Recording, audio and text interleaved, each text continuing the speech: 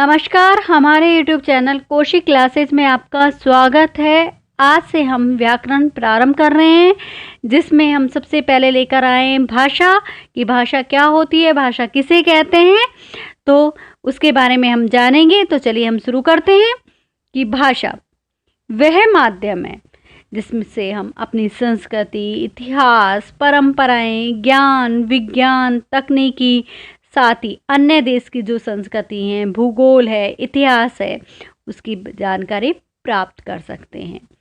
कहने का तात्पर्य ये होगा कि व्यक्ति एक दूसरे के जो भाव तथा विचार है वो सुनकर, पढ़कर जान पाता है। तो वो किसके द्वारा जान पाता है? भाषा के द्वारा जान पाता है। तो इसकी परिभाषा क्या होगी कि वह साधन जिसके माध्यम से विचारों का आदान प्रदान किया जाता है, तो वो भाषा कहलाती है। अब भाषा के कितने प्रकार होते हैं?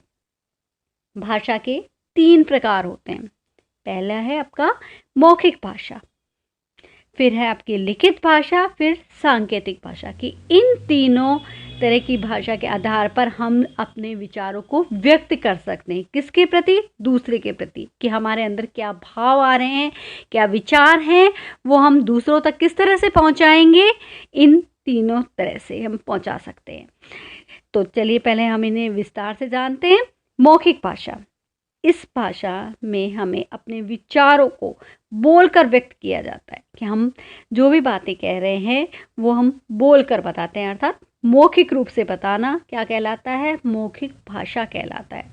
जैसे कि भाषण है, संवाद है, या आप किसी से बातचीत कर रहे हैं तो वो किससे करते हैं? मौखिक रूप से कर रहे हैं, तो वो किसके अंदर आती है? मौखिक भाषा के अंदर आती है। दूसरी है आपकी लिखित भाषा, जिसमें है कि जहाँ पर हम लिखकर अपनी बातों को व्यक्त करते हैं तो वो लिखित भाषा कहलाती है।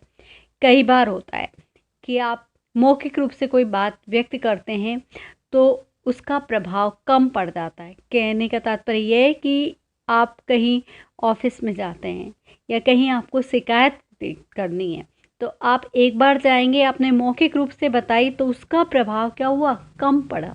तो आपने क्या किया? लिखकर व्यक्त किया, लिखकर आपने उसे दे दिया कि भाई मेरी ये शिकायत है। तो वो उससे क्या होगा कि जब व्यक्ति उसे या ऑफिसर उसे देखता है तो उसका प्रभाव पड़ता है। तो ये इसके अंदर आती है, लिखित भाषा के अंदर आती है।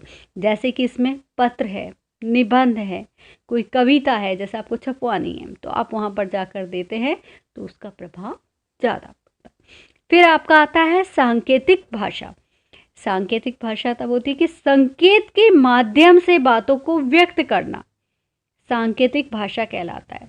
जैसे कई बार होता है मूक बधिर होते हैं, वो क्या है, सुन नहीं सकते, बोल नहीं सकते, तो वो किसके द्वारा करते हैं? अपने संकेत के माध्यम से बताने की कोशिश करते हैं, कि संकेत देते हैं। या कहने का तात्पर्य है कि इशारा करके बताते हैं कि मुझे ये चीज़ चाहिए, या ये मैं अपनी बात को इस तरह से व्यक्त करना चाह रहा हूँ।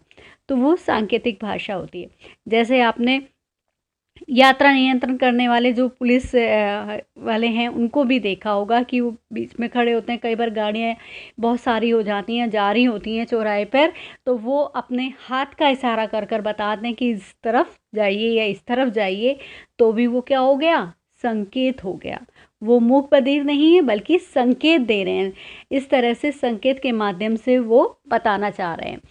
तो उसके लिए भी क्या आता है? सांकेतिक भाषा आती है। तो ये तो आपकी तीनों भाषा के प्रकार हो गए। अब इसी में ही आपसे प्रश्न पूछा जा सकता है कि भाषा के स्वरूप कौन से हैं या भाषा के रूप कौन से हैं, तो ये आप बता सकते हैं। फिर उसके बाद बताएंगे भाषा की विशेषताएं, कि भाषा की क्या विशेषताएं। कि पहली है आपकी व्याकरण का सरल होना। किसके अंदर? भाषा के अंदर।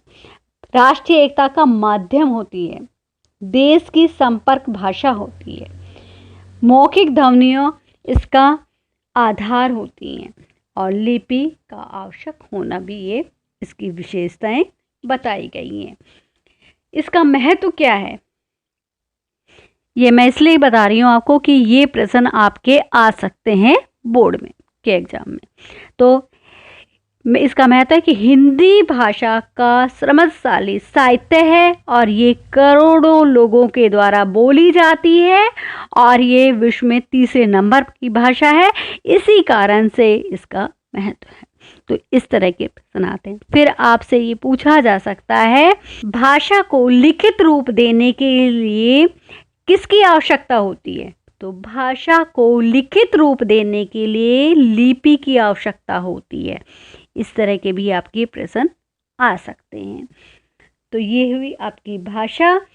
साथ इसमें एक और प्रश्न आता है कि हिंदी भाषा का विकास किससे हुआ?